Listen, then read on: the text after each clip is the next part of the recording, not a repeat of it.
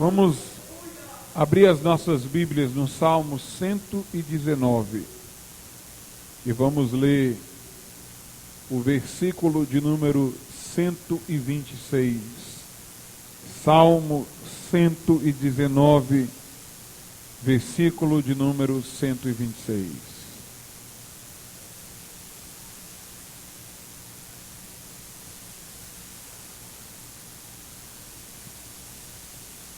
Diz-nos assim o texto sagrado: já é tempo de operares, ó Senhor, pois eles têm quebrantado a tua lei.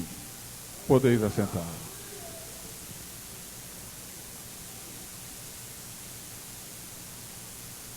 Meus amados irmãos, há dois tempos dentro da igreja, ou da história da igreja. O tempo em que a igreja está avivada e o tempo em que a igreja precisa de avivamento. O tempo em que a igreja está avivada é o tempo em que as pessoas estão quebrantadas pela palavra de Deus. Foi George Whitefield quem disse que um avivamento só se mantém se as pessoas tiverem as afetadas por esse avivamento, se as pessoas tiverem de quando em quando uma experiência pessoal de quebrantamento. Porque o quebrantamento pela palavra, a contrição pela palavra, mantém-nos no estado de humildade, que é o estado receptivo para receber mais, para ter mais. Porque quando os crentes deixam de ser quebrantados pela palavra, eles se enrijecem, se endurecem, se tornam orgulhosos, soberbos e assim não receptivos. E por não estarem receptivos, a bênção deixa de se propagar. O tempo de avivamento é o tempo em que as pessoas estão quebrantadas pela palavra de Deus. Por isso que no Salmo de número 119 ainda, versículo de número 120, versículo de número 20, desculpem-me, Davi diz o seguinte, Salmo 119, versículo 20: a minha alma está quebrantada de desejar os teus juízos em todo o tempo. Esse é o estado de avivamento, irmãos. É o estado em que a pessoa, só de ter a expectativa de ouvir a palavra de Deus, já está quebrantada. Avivamento é aquele período em que a palavra de Deus tem um sabor tão inconfundível para os crentes, que basta saber que nós vamos ouvi-la, que nós já estamos com o coração palpitando. É como uma comida gostosa, que só a lembrança faz salivar.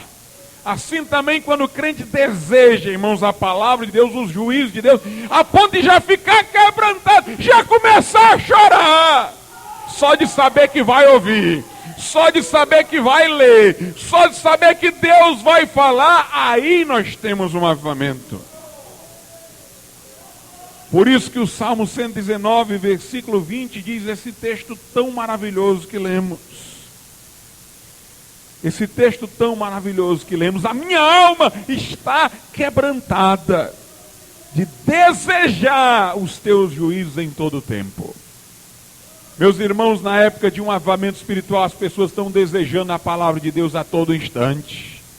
Elas têm fome e sede da palavra de Deus, elas dependem da palavra de Deus, elas vivem, como disse Jesus, da palavra de Deus, nem só de pão, mas da palavra. A palavra lhes é o alimento. Elas têm a palavra de Deus como o ar que respiram e desejam ansiosamente por esta palavra em todo o tempo, e estão quebrantadas por esse desejo contínuo, por esta fome e sede de justiça. Mas quando os crentes, irmãos, já não mais estão ansiosos para chegar no culto e ouvir a palavra de Deus, quando os crentes já não leem este livro esperando ouvir a voz de Deus, quando a palavra do Senhor lhes passa a ser um livro fechado, e a sua leitura e audiência se torna uma coisa monótona, então, meus irmãos, é hora de termos um avivamento, é hora de Deus fazer alguma coisa, é hora de Deus mover a sua mão, é hora de Deus sacudir os alicerces, é hora de uma operação de Deus acontecer. Porque eu vos digo, ou a palavra de Deus nos quebranta para nós a amarmos, ou então nós não estamos quebrantados pela palavra, e sim quebrantando a palavra. Quebrantar é quebrar. Quem não é quebrantado pela palavra passa a ser quebrantador da palavra. É o que diz aqui o texto lido no início dessa mensagem. O Salmo 119, versículo 126. Já é tempo de operares, ó Senhor, pois eles têm quebrantado a tua lei. Não tem outra opção. Como diziam os lógicos, aqui tem-se dois polos que não admitem meio termo. Não há terceira opção, a terceira opção está excluída. Ou você está quebrantado pela palavra e assim estará andando em obediência a ela, ou você não está quebrantado pela palavra e você está quebrantando a palavra de Deus. E quando o povo está duro, frio, quebrantando a palavra de Deus, só nos resta dizer isso: Senhor, já é tempo de tu operares. Já é tempo de tu operares. Mas eu vos digo, irmãos, que não há momento para que o crente desanime, porque se tiver um avivamento, ele dá glória a Deus. Se não tiver avivamento, ele diz que o mal-estar espiritual da cristandade é exatamente o clima adequado para Deus operar um avivamento. O crente de todo modo, irmãos, está na bênção, ou louvando a Deus pelo avivamento, ou orando por ele. O crente que tem visão, ele não se intimida com a decadência espiritual da cristandade. Ele vê naquilo ali é tempo para Deus operar. Ele vê naquilo ali é um momento para Deus operar e sua glória ser maior ainda. Meus amados irmãos, Deus tem prazer de se manifestar nesses momentos em que a igreja de Cristo está só faiscando no mundo. O mundo diz: vai apagar agora, agora apaga. Faz comar um pouquinho, mas agora apaga, agora apaga. E quando é de repente, a chama sobe e Deus glorifica o seu nome. Quando houve o grande avivamento do século XVIII na Inglaterra, muitos diziam: está acabado, o cristianismo está acabado. Nas igrejas se pregava a salvação pelas obras. Os grandes pregadores eram eruditos que pregavam filosofia secular. Parecia que estava tudo acabado, que estava tudo arrasado.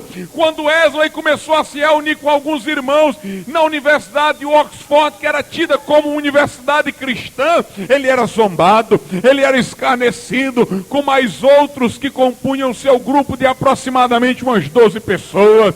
Quem diria que aquele grupo iria abalar a Inglaterra? Quem diria que os 120 pescadores, os 120 do cenáculo e os 12 pescadores iam abalar o mundo? Quem diria, irmãos, quem diria? Mas Deus é poderoso para operar.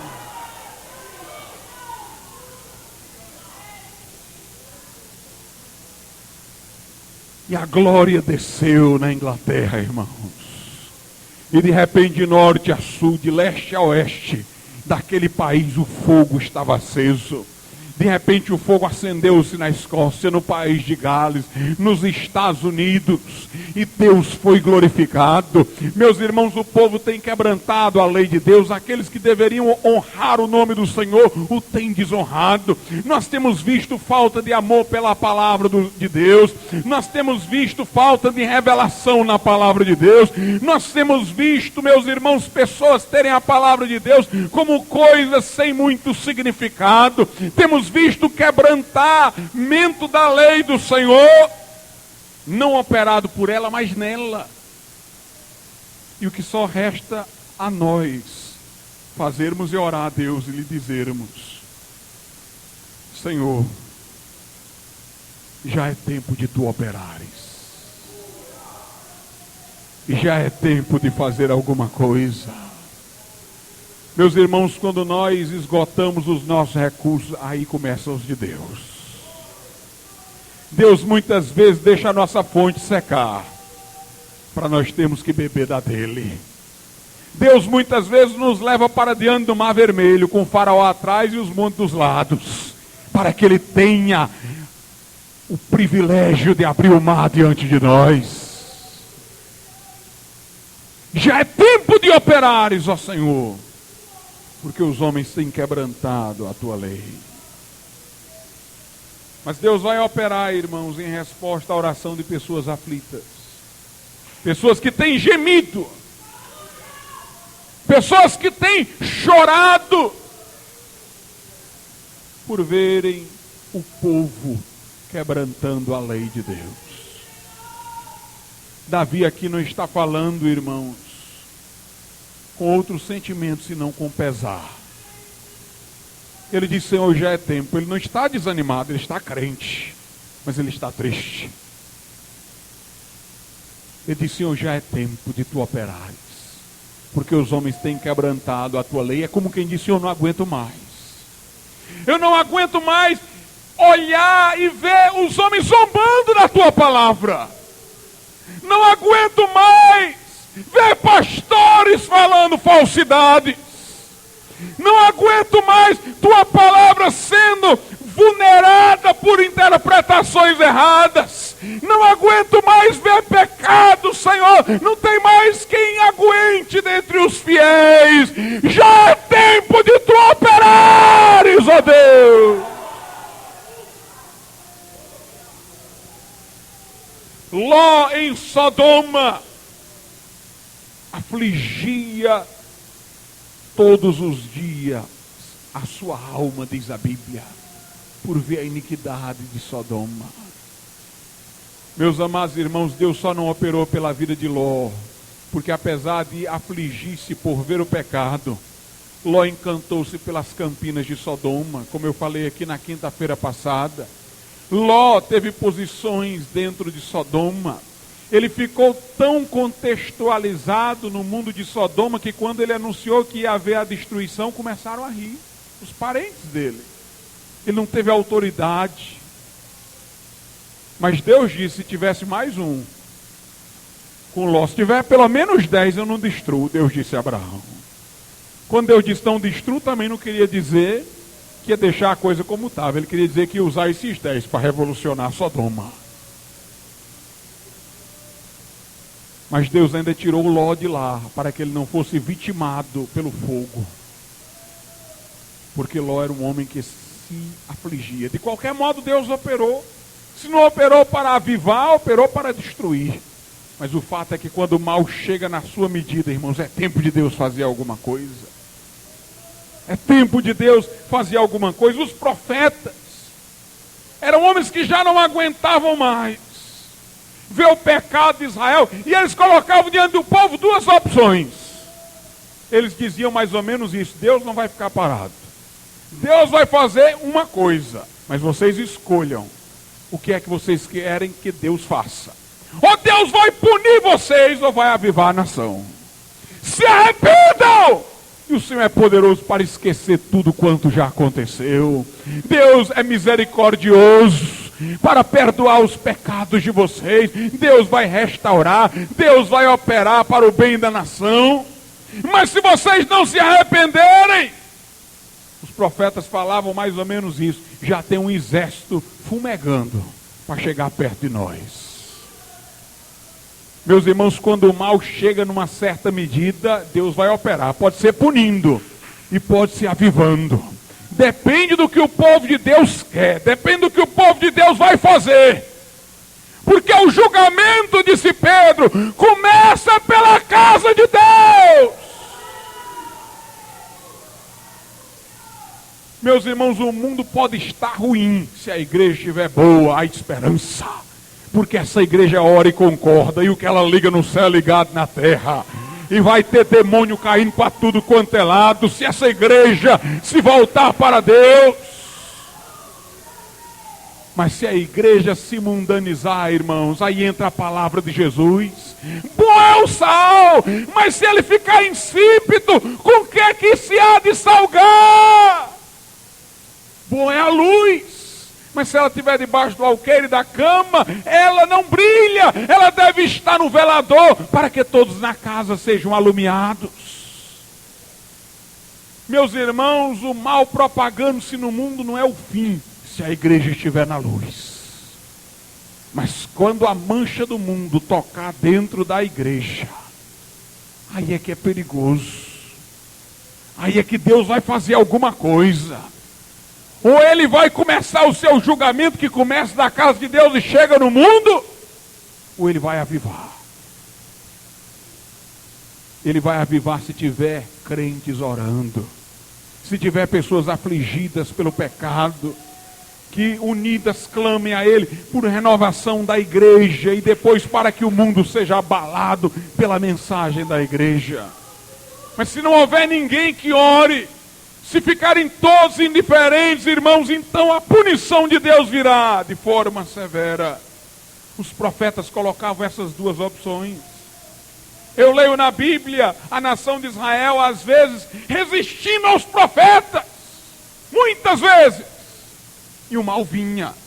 Resistiram à profecia de Jeremias. Depois Jeremias teve que escrever um livro de lamentações. Porque ele primeiro pregou arrependimento, não lhe ouviram. Depois a nação foi arrasada. E ele escreveu um livro lamentando tudo quanto tinha acontecido. Porque o povo não se arrependeu. Mas eu louvo a Deus, irmãos. Porque eu ouço histórias também diferentes na Bíblia. Eu vejo Esdras, Neemias, homens, irmãos santos de Deus, que viram a nação em pecado. Um deles caiu no chão chorando, arrancou a barba, clamou por misericórdia. E o povo foi quebrantado pela palavra de Deus. Naqueles dias, eles não podiam nem celebrar um culto, porque o povo chorava, e era preciso dizer que o povo parasse, porque aquele dia era dia de se alegrar na presença de Deus. Diz a Bíblia que todos diziam amém, que todos se curvavam, os cultos duravam quase um dia inteiro, irmãos, porque o povo quis se arrepender.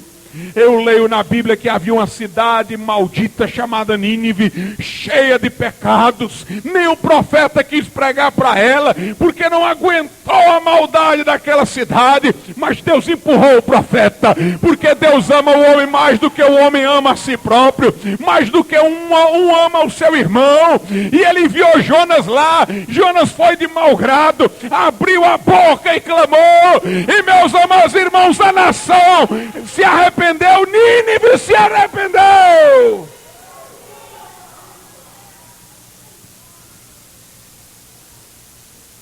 Aleluia. Mas quando Nínive chegou a certa medida de pecado, era tempo de Deus operar. Ou destruição ou avivamento. Mas era tempo de acontecer alguma coisa. Nos nossos dias, irmãos, nós temos visto falta de amor à palavra de Deus. No final do século XIX houve a proposta modernista. Os primeiros modernistas, ou pregadores modernistas, eles diziam não que iam mudar o que estava na Bíblia, mas eles diziam assim: vamos pregar a Bíblia de modo relevante para o mundo. Vamos pregar sobre a Bíblia de modo que interesse ao mundo. Ou seja, vamos falar sobre política à luz da Bíblia. Vamos falar sobre os problemas sociais, os armamentos, os problemas atuais à luz da Bíblia, para que a igreja tenha uma mensagem que interesse ao mundo. No início, eles não tinham a pretensão de adulterar a palavra, mas só de torná-la, como diziam, relevante para o século em que estavam. Mas depois, com essa pretensão, eles foram se desviando, apostatando. Começaram a negar a divindade de Cristo, porque acharam que o povo de então já cheio de conhecimentos científicos, não ia aceitar mais que Jesus, que era homem, também era Deus. Começaram a negar o nascimento virginal de Cristo, ou seja, que Jesus nasceu de uma virgem miraculosamente, porque queriam tornar o evangelho aceitável. Era no início só uma questão de método, vamos pregar a Bíblia de forma relevante. Depois o próprio conteúdo da Bíblia foi adulterado.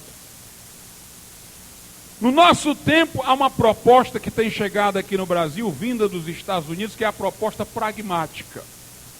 Eles dizem assim, nós vamos pregar o que a Bíblia diz, mas nós vamos pregar a Bíblia com métodos que funcionem. Esses pragmáticos entendem que nós vivemos na era do marketing, da propaganda. E que se a mensagem bíblica não for pregada com técnicas de marketing e propaganda, se ela não for apresentada a mensagem bíblica como um produto para concorrer com outros, a Bíblia não se tornará aceitável, nem sequer sua mensagem será reconhecida. E eles dizem, não vamos mudar a Bíblia, mas vamos pregar dessa maneira. Meus amados irmãos, o povo sempre erra. O povo de Deus, quando tem o que eles chamam de uma causa. C.S. Lewis, no seu livro Cartas do Coisa Ruim, ele fala que uma das maneiras de o diabo enganar a igreja é fazendo-a viver em função de uma causa. Uma causa. Qual é a causa no início do século XIX, que a cristandade abraça, no final do século XIX? É a relevância. Tornemos a mensagem relevante. Qual é a causa agora? Vamos usar as técnicas de marketing, as formas de difusão da palavra de Deus que funcionem no mundo atual. É a causa. Nós não temos causa, irmãos, nós temos Cristo. A nossa causa é Cristo. O nosso objetivo não é tornar a mensagem relevante. Os modernistas não queriam mudar a Bíblia, não queriam pregar a sã doutrina, a mensagem da Bíblia, mas diziam, vamos pregar de forma relevante. Ficaram tão obcecados pela relevância que esqueceram Cristo, que é muito mais relevante do que tudo e que todos, porque é o Rei dos Reis e Senhor dos Senhores. Os pragmáticos hoje dizem, vamos pregar segundo as técnicas de marketing, vamos descobrir qual é o método que está funcionando agora, vamos fazer consultas às empresas que descobrem qual é a próxima tendência da nossa cultura, para nós nos anteciparmos ao mundo e usarmos já a música que vai aparecer amanhã, para nós difundirmos a mensagem. Eles dizem isso, ficam obcecados com isso e se esquecem de Cristo. Meus amados irmãos, nossa primeira preocupação não é agradar os homens, é agradar a Deus. A nossa causa é Jesus. A nossa causa é Jesus. Ele disse, toda autoridade me foi dada no céu e na terra, portanto ide e pregai o evangelho a toda criatura. Estamos debaixo da sua autoridade, pregamos a remissão de pecados em seu nome, e temos que nos lembrar de dizer sempre que em nenhum outro há salvação, porque debaixo do céu nenhum outro nome há dado pelo qual devamos ser salvos. Nós devemos estar obcecados, irmãos, é por agradar a Cristo.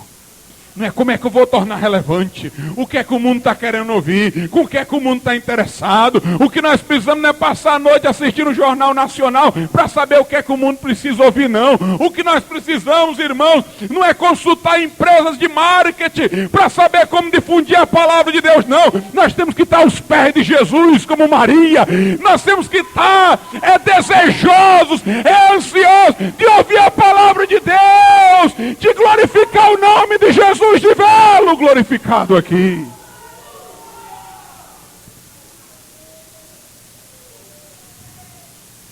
Na Inglaterra,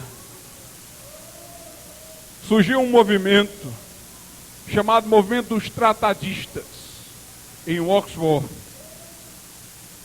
Este movimento preocupava-se com a reverência no culto. Uma coisa boa, mas eram obcecados com reverência. Voltaram aos hinos, que eram maravilhosos, da Idade Média. E nós devemos muito a eles. Eles revitalizaram os hinários de então, com hinos os mais reverentes do passado. Estes homens preocupavam-se com a reverência, com a igreja ser vista de forma honrosa pelo mundo, mas ficaram tão obcecados por isso, que esqueceram Cristo. E John Henry Newman, que era desse movimento, pertencia à igreja anglicana, era um pastor, esquisitamente aderiu ao catolicismo romano, e o movimento se acabou depois disso. Porque ele achou que no catolicismo toda aquela parafernália de símbolos dava conotação reverente. Ele terminou preocupando-se tanto com a reverência que esqueceu Cristo. Que preferiu tonalidades de culto que exibissem maior reverência do que a glorificação de Cristo. Meus irmãos, se nós colocarmos qualquer outra coisa além de Cristo, se tivermos uma causa, nós abandonaremos a Cristo. Ninguém pode servir a dois senhores. A nossa pergunta contínua é o que fazer para agradá-lo? O que fazer para que ele se agrade de nós? Eu vos digo uma coisa importante. O método altera o objeto. Quem faz aqui uma faculdade, principalmente se for na área das ciências sociais, já aprendeu isso. Que o método altera o objeto. Eu não vejo um fato social como um sociólogo vê, eu vejo como um jurista, como um cientista do direito, ele vê como um sociólogo. O nosso método com que nós estudamos alguma coisa altera o modo de a coisa ser. Aliás, até entre os biólogos químicos já se diz isso. Se descobriu na física que quando você vai observar o movimento das partículas do átomo, as partículas se movimentam de forma diferente na hora que você olha para elas. Quer dizer, você nunca as vê como elas se movimentam realmente, porque sempre que você vê elas parecem que pressentindo que você está olhando, se movimentam de outra forma.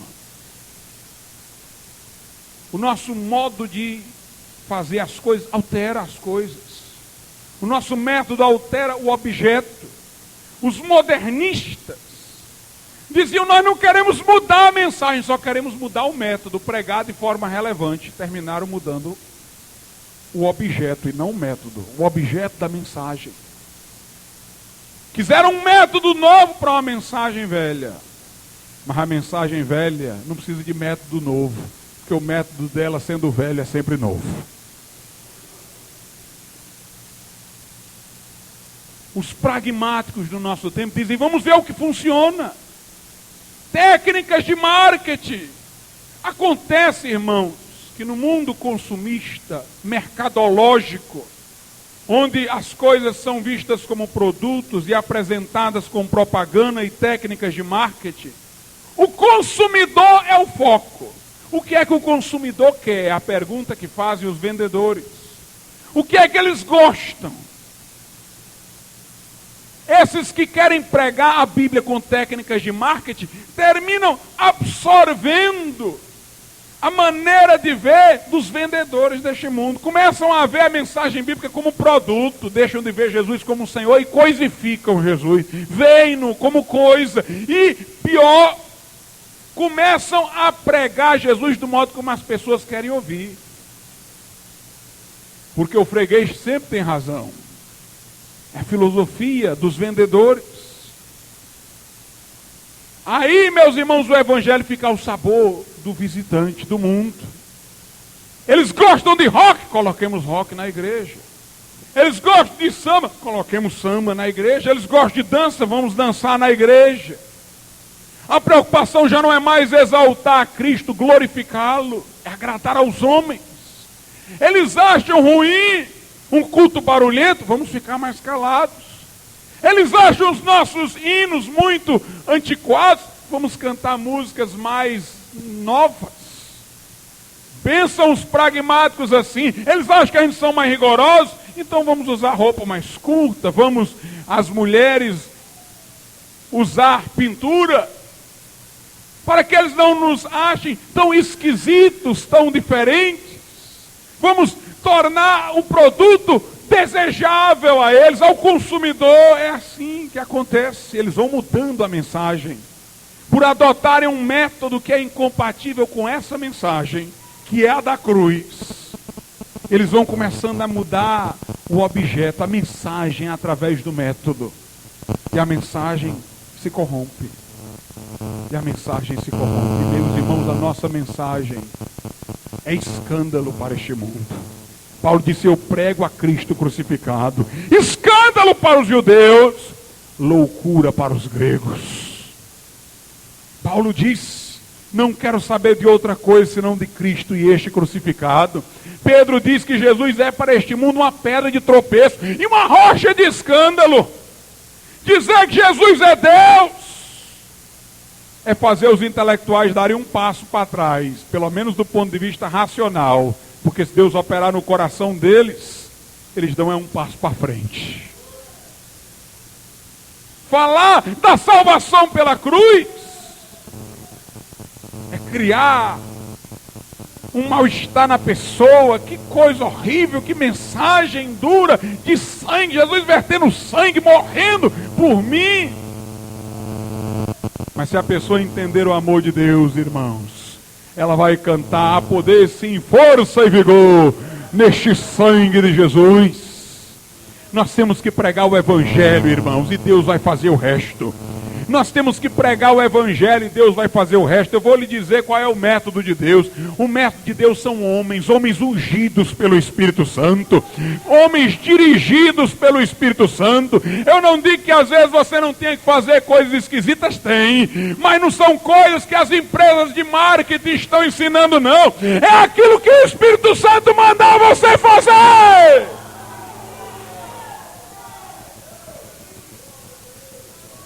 No dia de Pentecostes aconteceu uma coisa, irmãos, providencial. Não pense que Deus está fora, não. Deus está dentro da obra. Não pense que Deus nos incumbiu da obra e com a nossa inteligência nós vamos montá-la, não. Deus já está montando. Veja bem, Jesus disse aos seus discípulos: ficai em Jerusalém, até que do alto sejais revestidos de poder. E os discípulos ficaram lá: mas rapaz, que é isso? Nós poderíamos ir pregar, estamos aqui, Jesus mandou ficar parado, é tempo perdido. Passa um dia, nada acontece, 2 dias, nada acontece. Talvez os discípulos estivessem pensando: as almas estão indo para o inferno, e a gente aqui, parado, só orando. 3º, 4º, 5º, 6º, 7º, 8º, 9º, 10º dia, era o dia de Pentecostes. Tinha gente de toda parte, irmãos. Veja como Deus planeja as coisas. Tinha que ser no dia de Pentecoste. Era o dia da grande festa dos judeus, e judeus de toda parte iam para Jerusalém. Jerusalém estava cheia de gente, era uma montanha de pessoas, porque Deus estava dirigindo, não precisava de marketing, não precisava de estratégia humana, era Deus dirigindo. E veio um vento impetuoso, o povo que estava na rua ouviu o barulho do vento, disse: que barulho é esse? Vamos olhar ali o que é. E quando chegaram lá, encontraram os discípulos falando em línguas. Disseram: o que é isso? Eles estão falando em línguas, e a língua da nossa própria nação. Como é que eles sabem? Eles são galileus. A multidão se aglomerou, e Pedro levantou e pregou, e 3.000 almas se converteram. O que foi aquilo? Foi marketing? Foi não. Foi direção do Espírito Santo.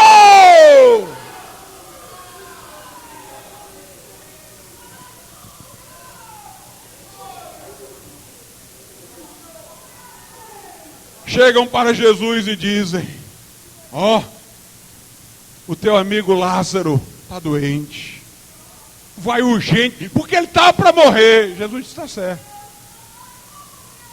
E passa vários dias no lugar onde estava. Eu fico imaginando os que estavam lá olhando para Jesus: como é que pode? Curou tanta gente e não vai curar o amigo? Por que ele não se levantou imediatamente? O amigo dele está morrendo, e ele aqui. Se Jesus tivesse curado Lázaro, irmãos, se alguém tivesse convertido, seria pouca gente. Jesus estava pensando em algo maior e deixou Lázaro morrer. Ficou lá tranquilo. E o tempo passando. E o povo lá na casa de Lázaro estava perguntando por que ele não veio. Se ele viesse, por que ele não veio lá, que ele gostava tanto de Lázaro. E Lázaro gemendo e morre. Depois de muitos dias, Jesus vai para lá. Marta o interpõe no caminho. Jesus, se tu estivesse aqui, meu irmão não teria morrido. Mas Jesus diz, eu sou a ressurreição e a vida. Quem crê em mim, ainda que esteja morto, viverá.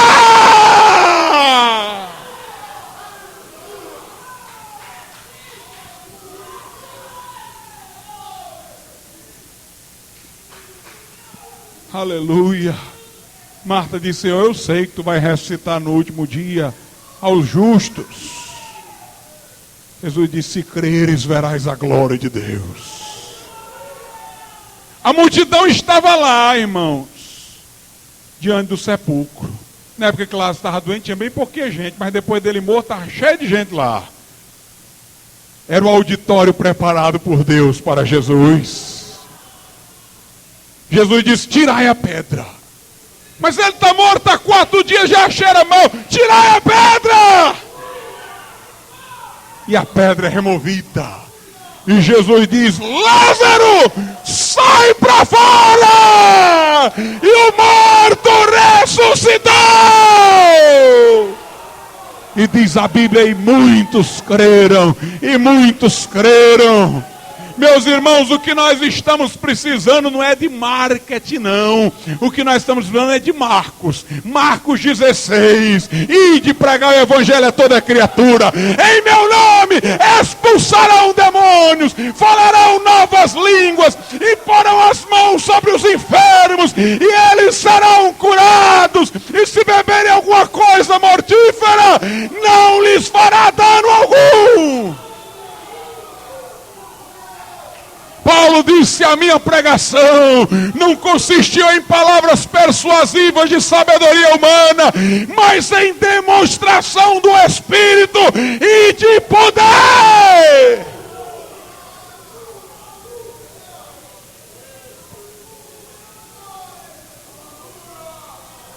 Em Atos 2, a Bíblia diz que a igreja não ia atrás de saber de técnicas de marketing, de propaganda. A igreja simplesmente perseverava na doutrina dos apóstolos, na comunhão, no partir do pão, nas orações. E a Bíblia diz, e todos os dias o Senhor acrescentava, não era o homem, não, era Deus. Acrescentava os que iam sendo salvos, porque aquele povo era dirigido por Deus.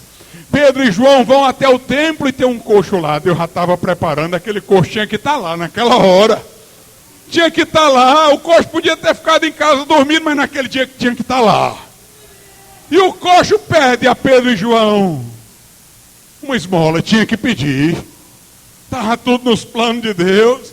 Pedro e João, na porta do templo, onde a multidão se aglomerava, dizem, nós não temos ouro nem prata, mas o que temos isso te damos, em nome de Jesus o Nazareno, levanta e anda! O milagre aconteceu no pórtico, mas Deus queria que tanto aquela multidão do pórtico fosse afetada pela palavra, como os que estavam dentro já do templo. Então o coxo sai pulando dentro, ele entra correndo dentro, e diz, eu fui curado, louvando a Deus. Os que estão dentro saem, Pedro e João prega, e a multidão de crentes aumenta. O que nós estamos precisando, irmãos, é de direção do Espírito, é de poder do Espírito, é da palavra viva de Deus.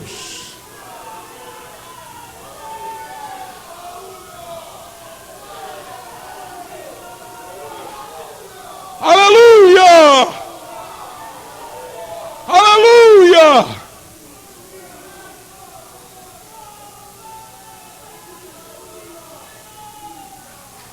As pessoas têm quebrantado a lei de Deus, com modernismo, com liberalismo, com pragmatismo, com toda sorte de ismo.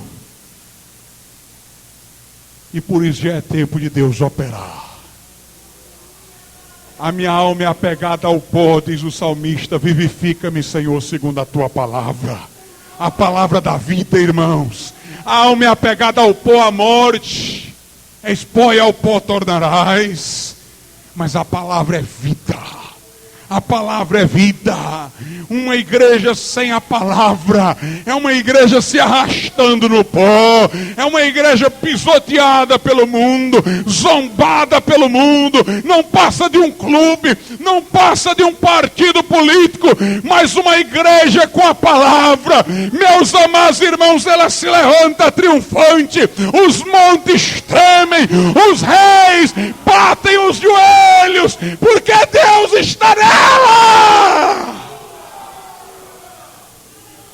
A rainha da Escócia disse: eu prefiro enfrentar os canhões da Inglaterra do que uma pregação de John Knox, que era um homem cheio de poder de Deus. Aleluia. Vamos ler o que a Bíblia diz na segunda epístola de Paulo a Timóteo, capítulo 4, a partir do versículo 1.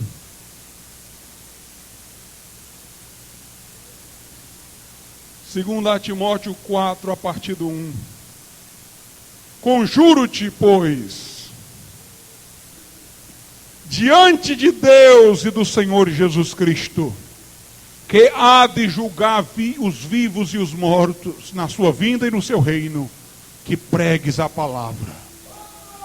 Instes a tempo e fora de tempo. Redarguas, repreendas, exortes com toda a longanimidade e doutrina, porque virá tempo em que não sofrerão a sã doutrina, mas tendo comichão nos ouvidos, amontoarão para si doutores, conforme as suas próprias concupiscências, e desviarão os ouvidos da verdade, voltando às fábulas. Mas tu se sóbrio em tudo, sofre as aflições, faze a obra de um evangelista, cumpre o teu ministério. No versículo 1, Paulo diz: conjuro-te diante de Deus, que há de julgar os vivos e os mortos, que pregues a palavra. É como se Paulo estivesse dizendo a Timóteo: Timóteo, prega a palavra, quer queiram ouvir, quer não. Porque quem vai te julgar é Deus, não são os teus ouvintes, não. Negócio de pregar a palavra para agradar o mundo, para agradar o consumidor, irmãos, como se a palavra de Deus fosse produto. Isso é uma bobagem. No dia do juízo, não serão os teus ouvintes que hão de te julgar, não. É aquele que te enviou. Conjuro-te diante de Deus que pregues a palavra. Paulo disse: não me envergonhe do evangelho, porque tem gente se envergonhando. Paulo disse a Timóteo: não te envergonhes. Não tenha vergonha, irmão, pregue a palavra. Aqui está dito no versículo de número 2, prega a palavra. Paulo diz na segunda carta aos Coríntios, capítulo 5, versículo 11, conhecendo o temor do Senhor, persuadimos os homens à fé. Note, o que nos move a persuadir os homens à fé é o temor do Senhor. Fazemos isso com temor. É a Deus que nós temos que prestar contas do nosso trabalho. Em Gálatas 1:10, a Bíblia diz assim. Em Gálatas 1, versículo de número 10. Por que persuado eu agora a homens ou a Deus? Paulo está perguntando: eu estou persuadindo Deus a aceitar o modo de os homens serem, ou eu estou persuadindo os homens a voltarem-se para Deus? Ou procuro agradar a homens? Se estivesse ainda agradando aos homens, não seria servo de Cristo. Portanto, irmãos, vamos pregar a palavra, porque nós vamos prestar contas é com Deus. E Deus não mandou você pregar o Jornal Nacional. Deus não mandou você pregar isso, aquilo. Deus mandou você pregar a palavra. Que preguem a palavra. Pregue a palavra de Deus. E eu vou ainda mais além. Pregue a palavra de Deus na sua inteireza, na sua totalidade. Porque quem pregar só a metade é herege. O Dr. Lloyd Jones diz: chegou o tempo que não basta sabermos se as pessoas estão pregando o que é certo. Ou seja, não basta sabermos se elas não estão pregando o errado. É preciso saber o que elas estão deixando de pregar. Porque ela pode pregar tudo certo, mas tem coisas certas que ela se esquiva de pregar. Não basta saber o que se está pregando, é preciso saber o que se não está pregando também. Eu conheço igrejas onde nunca se ouviu falar de uma pregação baseada na primeira epístola de Paulo a Timóteo, capítulo 2, versículos 9 e 10. Que era que as mulheres se ataviem com modéstia, não com ouro, nem com pérolas, nem com tranças, mas como convém a mulheres que fazem profissão de servir a Deus, não com vestuário dispendioso. Nunca ouvi em certas igrejas se pregar sobre esse versículo. E sobre outros: o meu reino não é deste mundo. Se fosse, os meus servos pelejariam. Há pessoas que não pregam coisas erradas, mas deixam de pregar coisas certas, se esquivam de versículos, elas pulam certos versículos. E eu vou lhes dizer uma coisa: a verdade não são fragmentos da Bíblia, é a Bíblia toda. Fragmentos na Bíblia não é a verdade é o somatório de tudo. No Salmo de número 119, versículo de número 160, a Bíblia diz assim: a tua palavra é a verdade desde o princípio, e cada um dos teus juízos dura para sempre. Tem uma tradução que diz: a soma das tuas palavras é a verdade. Mas essa aqui, bem entendida, também está boa. A tua palavra é a verdade desde o princípio, ou seja, se tu considerar ela desde o começo. Ela não é a verdade de Deuteronômio para frente, não. Ela não é a verdade da epístola de Paulo aos Romanos para frente, não. Ela é a verdade desde o princípio, desde Gênesis. Ela é a verdade desde o começo, desde o versículo 1 de Gênesis até o último versículo do Apocalipse. Ela é a verdade considerada inteiramente. Por isso que Paulo disse: eu não me abstive de vos anunciar todo o conselho de Deus. Não me abstive de vos anunciar o que for útil, quer no templo, quer de casa em casa, quer publicamente, quer de casa em casa. É preciso pregar a palavra de Deus, irmãos. Não o nosso pensamento, a palavra do Deus vivo. Mas Paulo continua aqui, na segunda carta a Timóteo, no capítulo 4, e ele diz no versículo 2, que pregues a palavra, instes, a tempo e fora de tempo, redarguas, repreendas, exortes, com toda longanimidade, que quer dizer paciência e doutrina. Antes de começar este culto, eu estava conversando com meu irmão Aderbal sobre isso aqui. Estava conversando que há duas coisas fáceis de um pastor fazer.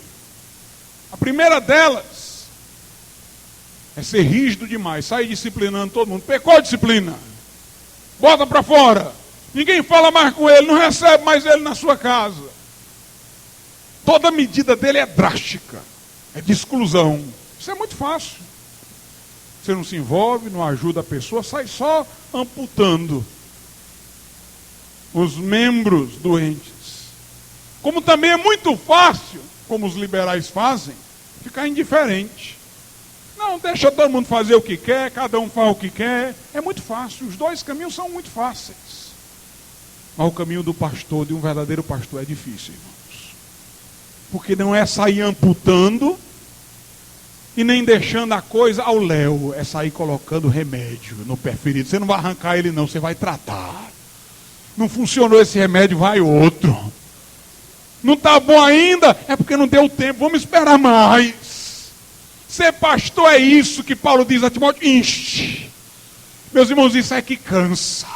É isso que exaure muitas vezes as nossas forças, porque isso exige envolvimento. Inste, prega, repreende, redarga, luta com paciência, tem paciência, e com doutrina, não deixa a doutrina de lado, não flexibiliza a doutrina, mas também não seja impaciente, não. Tenha paciência para sustentar a doutrina e instar, e lutar, e repreender, e redarguir, e exortar, e encorajar. Não é, o meu irmão fez isso, eu não quero mais saber dele. Ele fez isso, mas eu não vou nem olhar para isso, deixar para lá. Não, é lutar, irmãos, com o nosso irmão. É exortar, irmão, será que esse é o caminho? Irmão, veja que isso não é bom por causa disso. Irmão, estou orando por você, para você sair disso. É envolver-se, irmão, não é sofrer junto. Não pensem que é piedade. Amputações precipitadas, não pense. Que é manifestação de fidelidade a Deus, sair drasticamente, colocando gente para fora, fazendo isso e aquilo. E nem pense que é amor deixar o erro correr frouxo, indiferentemente. Esses dois trabalhos é fácil, ser pastor desses dois jeitos é muito fácil. Mas se envolver e lutar com os homens para que eles obedeçam a Deus é difícil, irmãos. É difícil. É espinhoso. Às vezes o pastor tem um desânimo, tanto tempo lutando, esse irmão ainda não mudou, tanto tempo orando, clamando, mas a igreja ainda comete os mesmos erros. É luta, é lágrima, é choro, é joelho no chão, irmãos. Há momentos que parece que você não vai aguentar mais. Você que é pregador, líder de congregação, sabe disso. Mas você tem ao teu lado o Senhor que te ajuda.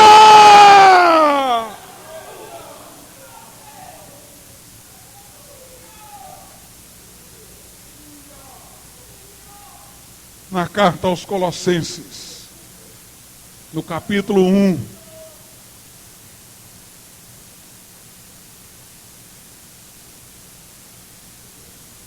Paulo diz assim, nos versículos 28 e 29, a quem anunciamos, ou seja, a Jesus, admoestando a todo homem e ensinando a todo homem, em toda sabedoria, para que apresentemos todo homem perfeito em Cristo. E para isto também trabalho. Tem uma tradução que diz, para isso também me afadigo, combatendo, segundo a eficácia, segundo o poder que opera em mim poderosamente. É fadigante, mas você ainda aguenta ir em frente, obreiro de Deus, porque tem um poder em você que não descansa, tem uma eficácia que opera poderosamente em nós. Aleluia. Paulo diz a Timóteo então que os homens nos últimos dias não suportarão a sã doutrina. Essa é uma passagem interessante de se observar, porque nela Paulo diz assim, versículo 3, porque virá tempo em que não sofrerão ou suportarão a sã doutrina, mas tendo comichão, quer dizer, coceira nos ouvidos, amontoarão para si doutores conforme as suas próprias concupiscências. Ou seja, haverá tempo que nós já estamos neles,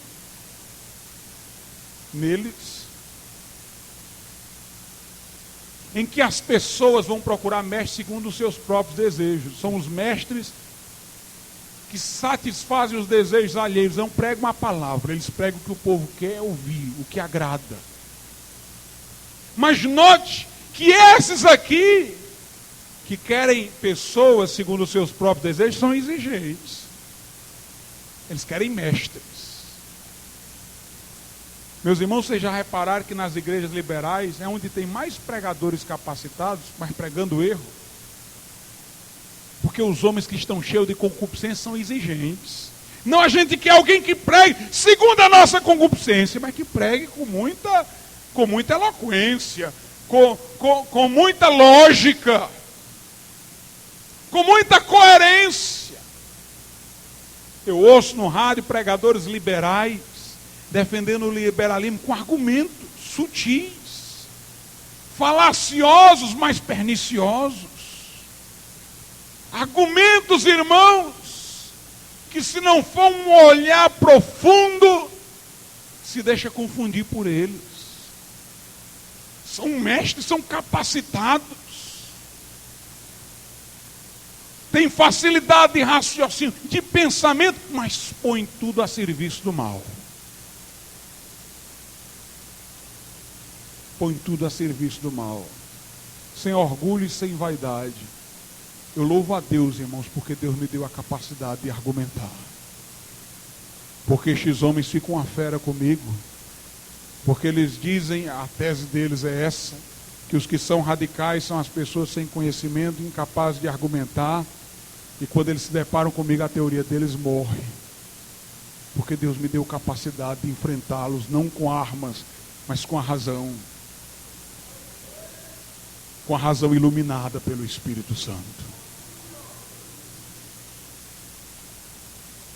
São homens de argumentos sutis, mas que põem toda a sua inteligência a serviço do erro. Eles dizem para mim, Glauco, você vai continuar assim? Com todos os conhecimentos que você tem, você vai continuar assim? Quando eles dizem com todos os conhecimentos que eu tenho, eles não querem dizer que o que eu prego é incompatível com os meus conhecimentos. Ele quer dizer assim, você tendo tantos conhecimentos para vendê-los a quem pode pagar bem, para pô-los a serviço de quem pode encher a sua igreja, você vai pôr a serviço sua inteligência. De um povo que talvez não tenha retribuição humana para dar, que não vai lotar o seu templo. Meus irmãos, estes homens deveriam ser vendedores e não pastores. Esses homens, se vivessem na época de Jesus, teriam sido expulsos do templo, e suas mesas teriam sido derrubadas.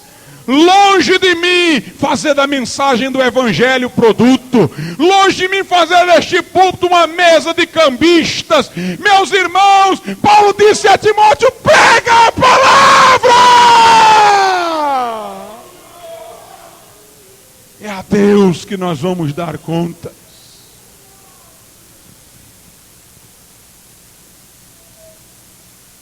O conselho final de Paulo é esse. Versículo 5, mas tu sê sóbrio em tudo, sofre as aflições.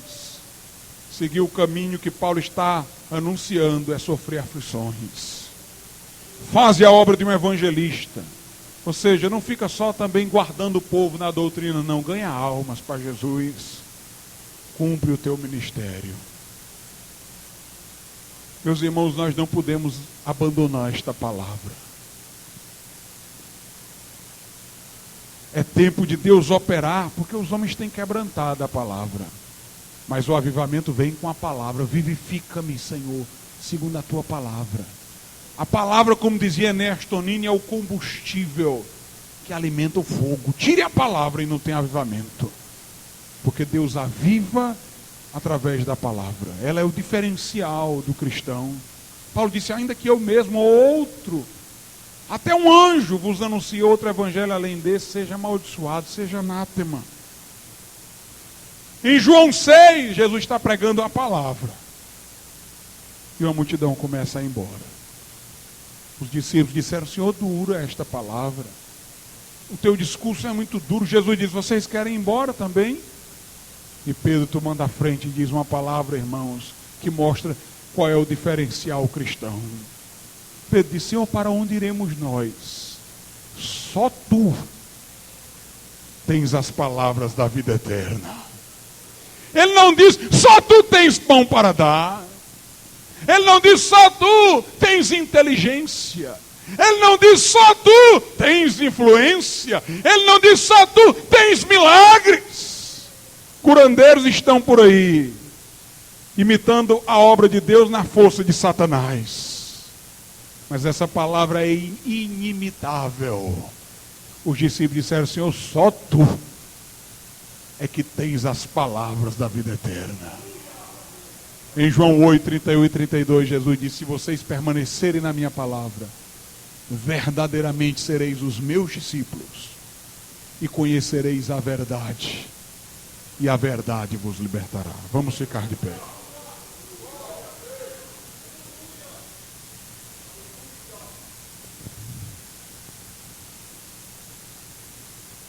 Pai querido e santo, opera neste lugar, glorifica o teu nome.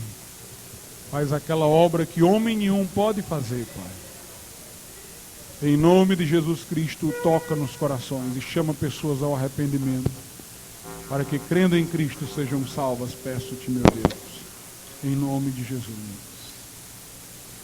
Nessa noite, eu pergunto, quantas pessoas aqui dizem: pastor, eu não sou crente ainda, mas nessa noite eu quero entregar o meu coração, a minha vida, nas mãos do Senhor Jesus.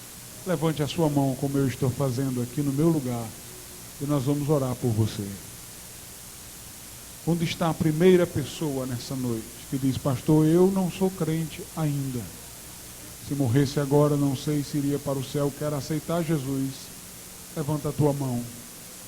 Se houver alguém desviado e quer se reconciliar hoje, levante também a sua mão nesse momento. E nós vamos orar, rogar, clamar pela tua vida nessa noite.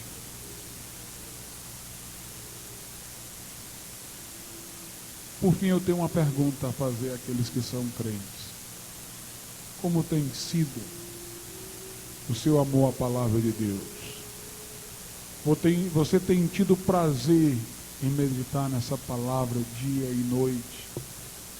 Como tem sido a sua relação com a palavra de Deus? Sem a palavra você está morto.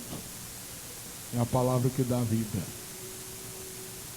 Se hoje você precisa se contristar, se arrepender pelo seu comportamento em relação à palavra de Deus e mudar a sua conduta em relação à palavra viva do Senhor, venha aqui à frente e nós vamos orar por você nessa noite.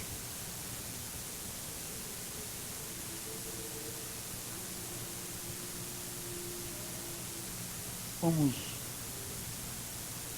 louvar a Deus, irmãos, com aquele corinho que nós todos conhecemos: desperta meu ser para amar-te, ó Jesus. Um tom mais lento.